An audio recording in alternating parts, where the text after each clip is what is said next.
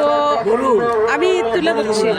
তো বাইরা মানে যারা গরুর বেচা কেনার দায়িত্বে আছেন, আমি কয়েকটা কথা বলতে চাই যে কৃষক শ্রমিক ভাইয়েরা দুঃখ প্রকাশ করে যাচ্ছে যে তারা নাকি তাদের বউ বাচ্চা নিয়ে ঈদ করবে, তাদেরকে 12টার আগে ছাইড়া দিলে নাকি তারা খুশি হবে, কিন্তু তাদের নাকি লসের সীমানা নাই, এমন কিছু কথা দুঃখ প্রকাশ করতেছে। আমাকে বলছে যে তুলে ধরার জন্য।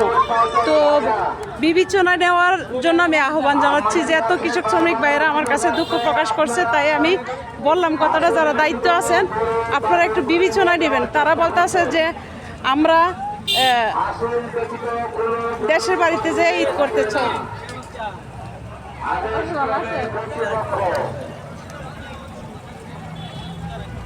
তো অনেক গরু বিক্রি হয়েছে, তবে অনেক কৃষক শ্রমিক ভাইয়েরা তাদের বউ বাচ্চা নিয়ে ঈদ করবে এমন একটা দাবি জানাচ্ছে আমার কাছে, যে আমি তুলে ধরার জন্য, যে 12টার আগে ছেড়ে দেওয়ার জন্য, এরকমটা তারা বলছে। তো আপনারা বিবেচনা নেওয়ার জন্য আমি জানাইলাম, আর কিছু বলার নাই, আমি আর কি বলবো। তো আসতাছি ভাই, আসতাছি, দাঁড়ান 1 মিনিট, আসতাছি। তো আমি যতটুকু বলার ততটুকু জানাইলাম, আমি যতটুকু জানছি ততটুকু বলছি, আমার আর কিছু করার নাই। হয়তো তারা আমাকে বহু বছর ধরে কিন্তু চিনে, জানে, গরু বাজারে হাঁটাহাঁটি চলাফেরাই।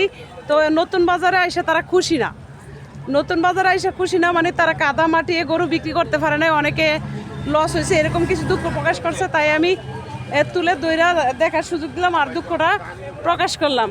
তো যারা গরুর বাজারে দায়িত্ব আছেন তারা এটা বিবেচনা নেবেন। তারা বলতেছে তাদেরকে 12টার আগে ছাইড়া দিতে তারা বউ বাচ্চা নিয়ে ঈদ করবে, এমন একটা কথা বলতেছে বারবার কইরা। তো যাই হোক, আমি আপনাদেরকে দেখার সুযোগ দিব, আপনারা ভিডিওতে শুনতে পাবেন তারা কি বলছে।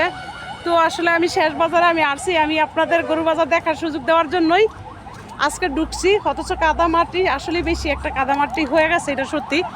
তবে কাদামাটিটা যদি সাধারণত পরিষ্কার করতে এত কাদামাটিটা হতো না, এটা সত্যি। তো ভালো থাকবেন, আমি দেখার সুযোগ দিলাম। খুদা হাফেজ।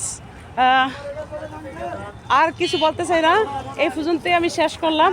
তো অনেক গরুই রয়েছে, অনেক গরুই বিক্রি হয়েছে, তবে টাইম দিছিল ঈদের দিন সকাল পর্যন্ত গরু বিক্রি হবে, কিন্তু গরুর ব্যাপারীরা বলতেছে যে তাদেরকে 12টার আগে ছাইড়া দিতে তাদের বউ বাচ্চা নিয়ে ঈদ করবে, এরকম কিছু দুঃখ প্রকাশ করছে, যেটা আমি ভিডিও বার্তায় রাখছি। আপনারা চাইলে ভিডিও বার্তা শুনবেন, তারপর দিয়ে বিবেচনা নেবেন আসলে কি করা যায়। আর কিছু বলার নাই, ভালো থাকবেন, খুদা হাফেজ, আসসালামু আলাইকুম, ঈদ মুবারক, ঈদ মুবারক, ঈদ মুবারক, ঈদ মুবারক।